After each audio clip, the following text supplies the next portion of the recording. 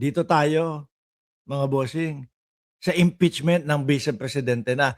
Pero bago tayo pumunta doon sa impeachment ng Vice Presidente, mga kababayan, mga boss chief Amoser, dumito muna tayo. Ng laptop ang isang Totoo ba yung sinasabi na nambato ng laptop si Vice Presidente at mukhang eto may sagot na siya dyan? No?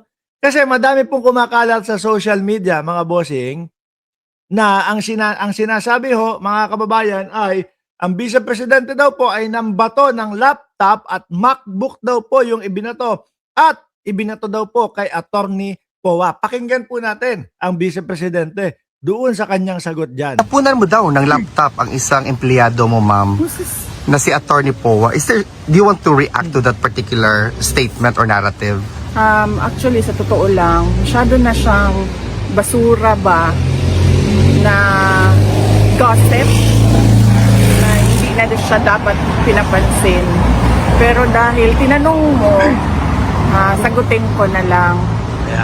Never in the history sa aking trabaho ako nagtapon ng laptop sa isang colleague or sa isang empleyado or sa isang abogado. Dahil unang-una, wala naman atang, pag nagtapon ka ng laptop or nagtapon ka ng cellphone, wala siyang benefit sa iyo. Hindi, pwedeng galit ka. Pwedeng nabwisit ka doon sa mga isinasagot, doon sa kanilang mga interview. Di ba? Sabi ni Ma'am Neng Gigi, napanood ko kay Mr. Dean, hindi na daw lawyer si Sara, si Attorney Powa. Ewan ko lang hindi natin alam, mga kababayan. Maganda i-announce siya. Kapag ka ganun nga ang nangyari at ibinalita na tatanggalin o aalis na sa pagiging lawyer ng Vice Presidente si Powa, ay hindi nila gagawin yan. Kasi hindi nila gagawing tanggalin niya si Powa. Tingin ko lang ho, mga bossing, pag tinanggal yan, masasama yan doon sa mga tatanungin po. No? Minsan nadudulas pa si Powa Minsan napapasabi pa yan nakatanggap ng pera galing sa di ba, Office of the President tapos biglang inano lang nila, biglang kinambyo niya lang. Yung mga natatanggap ko naman po yung mga pagtulong po iyon, no? Yun yung yun yung pagpumupunta po kami sa Lamay, bigla pong sasabihin ng Vice Presidente, tulungan mo bigyan mo nga ng tapos reimburse daw yun. Sabi, ayan, totoo. Sabi ni Maxip, tatayong testigo yan. Kaya po hindi nila tatanggalin sa pagiging lawyer yan. Yun lang po ang tingin ko, mga boss. And syempre wala siyang benefit sa tatamaan ng laptop or cellphone. Pangalawa, hindi ako gumagamit ng laptop kasi hindi ako marunong gumamit ng computer.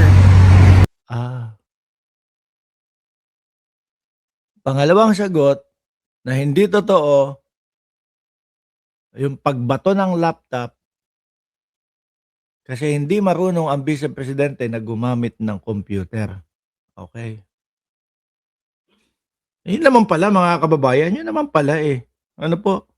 Paano nga naman ibabato ng Vice Presidente yung laptop hindi nga siya marunong gumamit nun?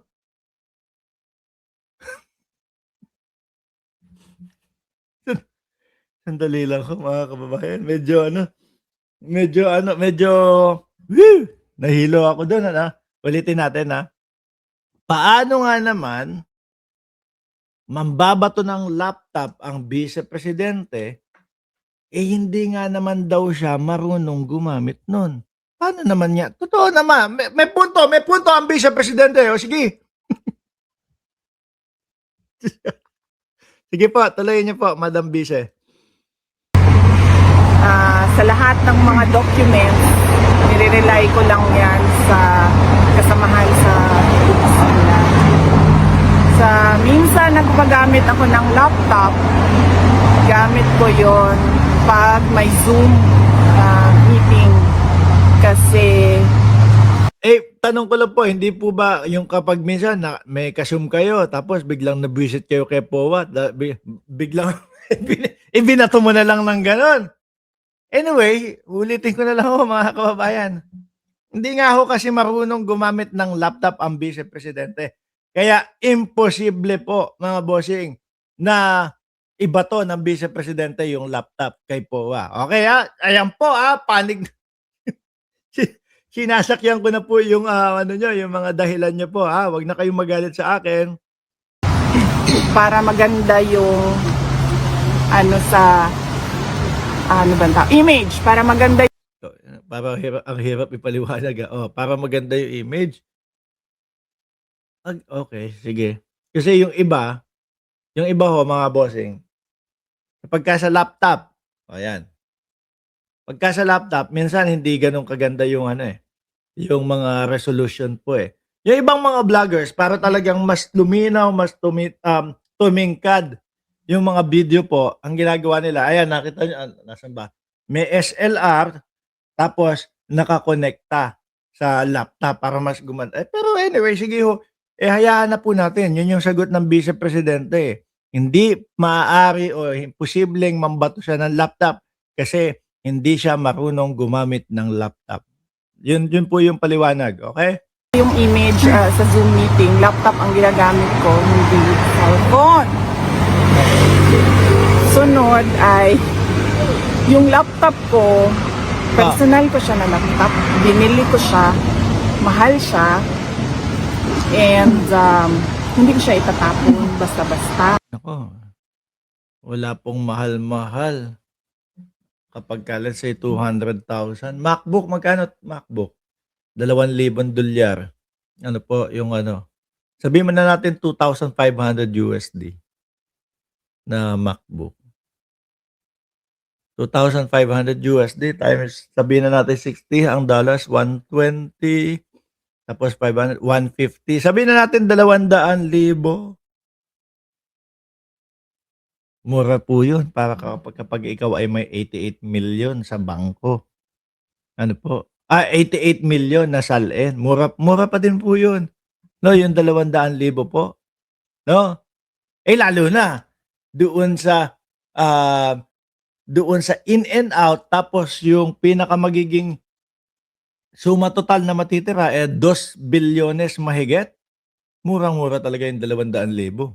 Kayang-kaya ihagis iba to yan. Pero, yun nga po ang sabi ng Vice Presidente, kailangan natin tanggapin na hindi pwede o imposible siyang mambato ng laptop dahil nga po hindi siya gumagamit o hindi siya marunong ng laptop. Eto po mga bossing,